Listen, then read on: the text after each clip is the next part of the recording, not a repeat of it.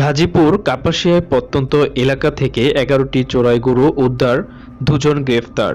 গাজীপুর জেলা প্রতিনিধি মোহাম্মদ সুলতান মাহমুদের তথ্যচিত্রে বিস্তারিত।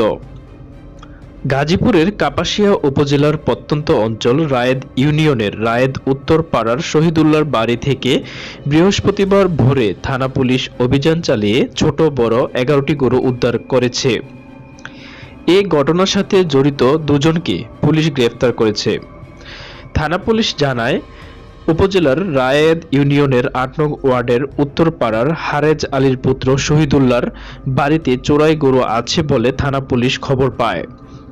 পরে থানার officer in charge OC Mohammad Kamal হোসেনের নেতৃত্বে একদল পুলিশ অভিযান চালিয়ে ছোট বড় ১১টি গরু উদ্ধার করেন।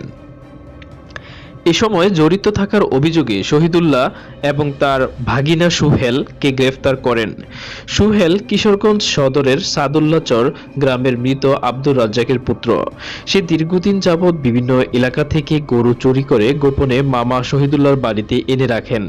পরে সুযোগ বুঝে এলাকার প্রসিদ্ধ গরুর হাট, আমরাইত বাজার সহ বিভিন্ন বাজারে তা বিক্রি করে। উদ্ধারকৃত গরুর মধ্যে 4টি কালো রঙের গাভী, 1টি কালো বকনা, 1টি লাল গাভী, 5টি লাল বকনা গরু। এ ব্যাপারে থানার এসআই রঞ্জন কুমার ভৌমিক বাদী হয়ে মামলা দায়ের করেন। থানার officer in charge OC Mohammad Kamal Hossain বলেন, গোপন সংবাদের ভিত্তিতে উপজেলার রায়েদ উত্তরপাড়া থেকে 11টি গরু উদ্ধার করা হয়েছে। আটককৃত 2 জন আন্তজেলা গরু চোর চক্রের সদস্য। তাদের বিরুদ্ধে আইনানুগ ব্যবস্থা গ্রহণ এবং গাজীপুর আদালতে পাঠানো হয়েছে।